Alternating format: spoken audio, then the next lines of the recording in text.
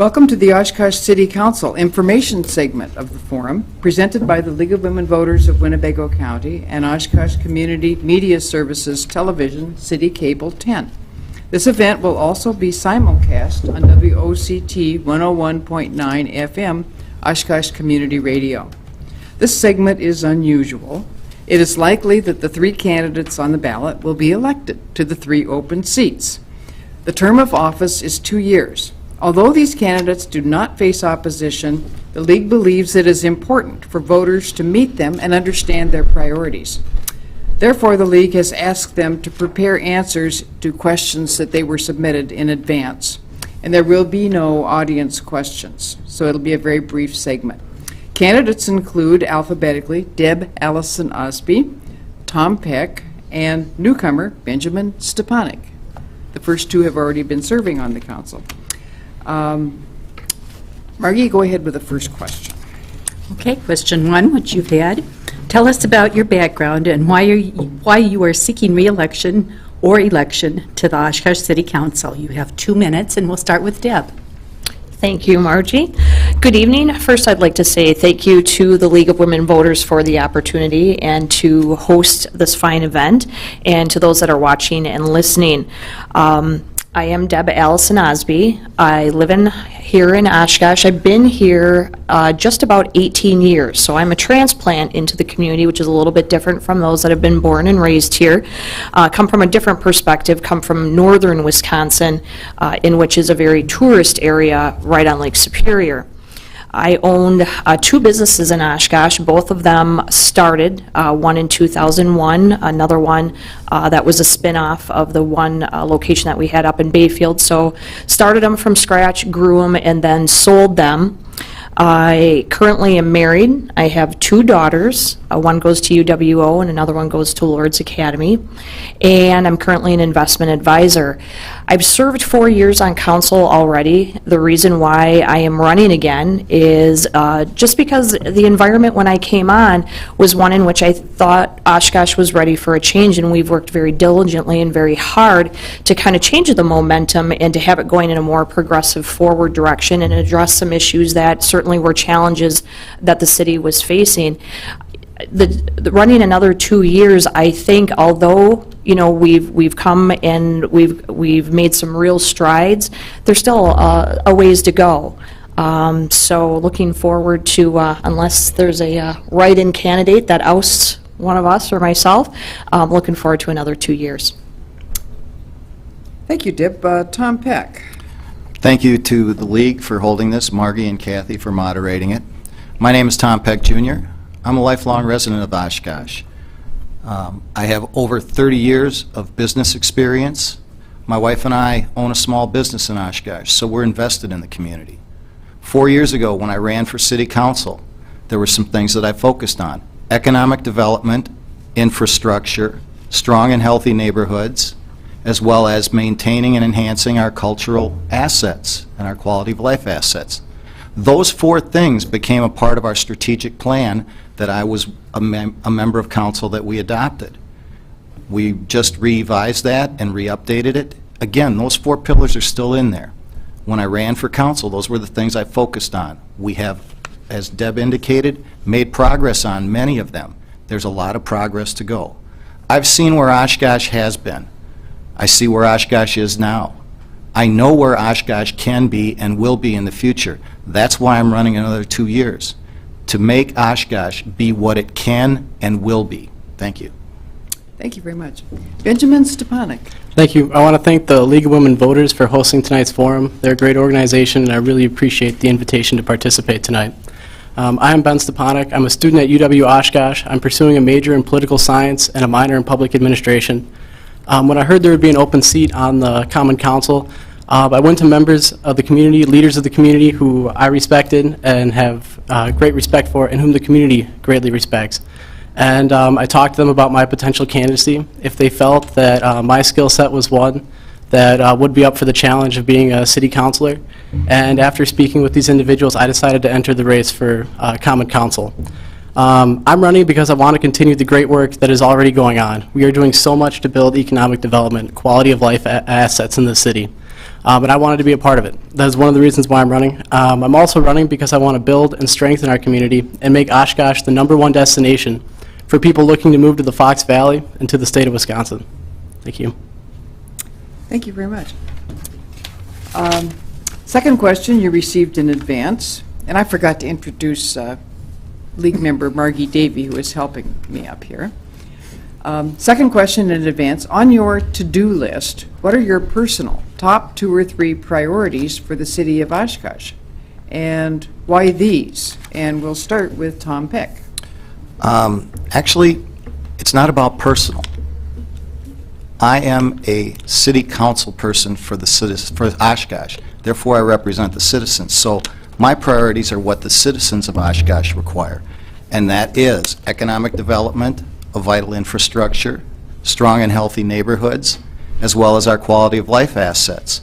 For those 4 things are what make our community strong. None of those are mutually exclusive, however. They each feed upon and strengthen the other ones. When we bring economic development into the community, we make the community a place that people want to live. We build our housing stock. We build our neighborhoods. When we have strong neighborhoods, we have people that want to come in and live here. It brings businesses in. We also then can, by building the community, we can strengthen our economic base by broadening our tax basis, which allows us to invest in infrastructure. And then again, we also have to maintain the quality of life assets in our community. As Mr. Cummings pointed out earlier tonight, quality of life assets are very important when companies and businesses are looking to locate here. Now, you said 2 or 3. There's a few more that we need to add in. One of them is budget. As we all know, our budget is constrained. We have handcuffs put on us by Washington and Madison. The payment for services to municipalities. At one time, we got almost $1 for every service, for $1 of service that we provide. At this point in time, we're only getting 45 cents on the dollar. So the people that are down in Madison telling you that they're delivering property tax reform are actually causing us, the councilors of Oshkosh, to raise your property taxes. You know, the thing is that all of these have to be addressed together. We are looking at our long-term debt. Deb and I were on the Long-Range Finance Committee where we came up with a debt management program. We're also now coming up with a policy for prioritizing our capital investments so that we know which ones are the ones that need to be done based on the limited amount of revenue that we have. Thank you very much, Tom. Benjamin, what are your personal top 2 or 3 priorities for the city? Well, of course, economic development, quality of life assets are going to be at the top of any priority list. A few personal goals or things I would like to achieve over the next couple of years is I would like to start a homelessness initiative, and I would like to work with our local shelters, our local charities, and see what we can do to address our homelessness issue. I think one of the big problems we're going to face in that is transitional housing. And whatever role the city can play in coalition with our local charities, local shelters to see what we can do to address transitional housing to help the homeless in Oshkosh get back up on their feet. Second, when I've been speaking with residents, one issue or something that I always ask is, what is one issue that you face in your everyday life that you think the city of Oshkosh can address or that the Common Council can fix? And almost every time I hear snow removal.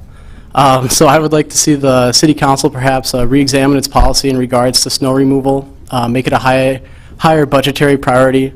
Budget time, it's going to be tough. It's going to be a difficult budget, but I think we need to prioritize keeping our roads safe. Thank you. Okay, thank you. Margie, do you have a third question? No, wait. Let's let Deb answer this one first. Wake up, Mrs. The Osby, gentle lady thank still you. needs to answer. Thank you. It's funny because I think Tom may have perhaps cheated off my paper just now because one of the comments that I was going to make is that, you know, unfortunately or fortunately for the taxpayer, we don't really have the luxury of having our own personal agenda. You know, it really is, we're elected by the citizens, and they communicate to us very clearly what they want. That's one of the benefits of going out and having to get the signatures to get on the ballot, is when you're out door knocking, in which we were, I think, all door knocking in 20 and 30 below weather, you certainly get a flavor for what's on the mind of the citizen. But when it comes to the priorities, again, a lot of those priorities we've incorporated into the strategic plan, and and hopefully people are not tired of hearing about that plan, but it really does give us a roadmap. But overall priorities, to narrow it down to 2 or 3 that maybe perhaps are the most important, is really difficult. We need to grow the tax base. We have to have a safe community. We have to not only update our infrastructure, but the infrastructure that we've updated, we have to also maintain it as well. We need to provide excellent city services. We have to be able to provide an amazing quality of life. We have to be competitive with the other communities in the Fox Valley and also the state. But I guess if you were to look at all of it and how we're going to manage it, it does really come down to budget. And it's amazing to watch. I mean, right now, we're all paying attention to what's going on right now, because that's going to impact us this fall when we have to address the budget. And I think the council's done a phenomenal job of working with our city manager and our staff to make sure that we're not just getting the budget in October and making the decisions in November. We've started the process earlier and earlier. Last year we started it in July. We'll continue to move forward to do that. And then, of course, I mean, just with the infrastructure being as old as it is, and equipment and things like that, we're continually dealing with things that sometimes we think we have another 2 to 3 year lifespan on it, and then all of a sudden we need to replace it yesterday. Thank you, Deb. Our third question that you've all had in advance is, what specific actions would you take to improve the Central City area? Start with your boundaries of the Central City for us, please. And this time we'll start with Ben. Well, I think when talking about boundaries for the Central City area, I don't think you can really put a boundary on it. It's not a static area. It's constantly developing. It's constantly changing. It's constantly growing. So I don't think we can really define a geographical area, because it's constantly changing. But I think in regards to specific actions I would take, one concern I heard when I was doing that door knocking in 20 below weather was parking downtown. And I think maybe we can work on some sort of a parking infrastructure, or work to make parking more efficient downtown. Otherwise, we need to continue utilizing our assets downtown. I think instead of looking at boundaries, we need to look at, we can point to things and say that's a part of Central City. The Grand Opera House, our Main Street are a part of Central City, and continue to utilize those for economic development. The Grand Opera House plays a huge role in economic development downtown and to local businesses. So I think we need to continue that momentum and find an efficient way to establish parking there. Thank you. Deb? That is a tough question, because whatever boundaries we ever set up, there's always going to be somebody that says, oh, well, I think it goes a little bit further to the east or the west or the north or the south. But, when you think of the Central City, you think of downtown, and really, I think of it and look at it, you have Jackson Street, which turns into Oregon Street, and then you have Main Street, and then to the east and to the west. What it really comes down to is, there's some issues that we addressed just this last year in the Central City, because perception is reality, and the perception is that all of the sex offenders were located in, the downtown and Central City, and we obviously had a couple of workshops to address those issues, and we'll continue to move forward on that. And if there's a wish list, if somebody was to say, Deb, you could spend any amount of money that you would like this year on actions to improve the Central City, address like blighted areas, address where, we have some intersections that could be redone, ideally in a situation if we had the funds to buy up properties. Certainly would like to see more green space, and to have, maybe additional community gardens or even smaller parks. There's some really neat things that were going on in Middle Village, and if we could expand that and do that in other areas.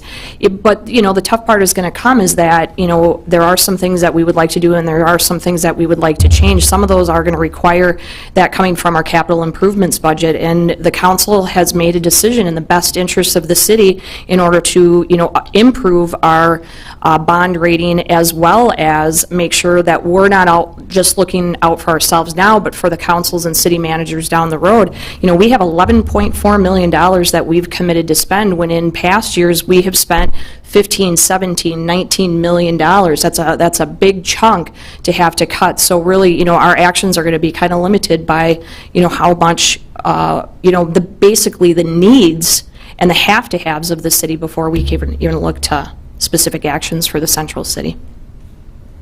Thank you. Tom? Okay, I think both of you cribbed off of my paper related to boundaries. I mean, because the thing is when you define a boundary, as soon as you do that, you're going to get someone who's a block out and says, why didn't I do this? And again, I get back to the comment I made about we represent the entire city of Oshkosh. But that said, if you want a definition of what the central city is, and I think the question asked for a definition of the central city, I would say bounded on the north by Irving, east to Main Street, south to 9th Street, and then west to Ohio and Wisconsin Street. The problem with that is you've not established the boundary, you've just cut the entire university out of it. The university is a very strong and vital asset that we have for the development of Central City. So obviously a boundary is just something that's it can be changed at any time. What I would do with Central City and those areas, I would focus on looking at what we've already done in the Central City area. We have rehabilitated, the city made an investment in the Best Western Premier Waterfront Hotel. We have updated we are in the process of updating Riverside Park, the Riverside Park parking lot, which is going to enhance the economic development of 4 Imprint because they are expanding and they're going to need additional parking for their employees. Now granted, those employees are not going to be there 24/7, so we will have addressed parking issues in the downtown area. The Riverwalk development, that has now made that area much more a better area to locate in, to build economically. We're collaborating with economic developers within the Marion Street Road project to bring development down there. The South Shore and the old Geldwin property, we're working with them on that. The Pioneer and Keeney Island. The thing that I want to focus on, though, is that, as Deb said, we can't do that alone as the city. I look to the GO-EDC partner, the public-private partnership that we have, where the city, along with private businesses, got together and said, we are going to leverage both of our assets, the things that we both do well, to further economic development. So that's what we can do in the Central City area. Work with private developers along with the city to build the Central City and economically develop it. Well, thank you very much. The timing worked out well. This concludes the City Council informational segment of the forum. The election is Tuesday, April 7, and you may vote for all of these candidates for a 2-year term as Oshkosh City Councilor because the 3 candidates are seeking 3 open seats.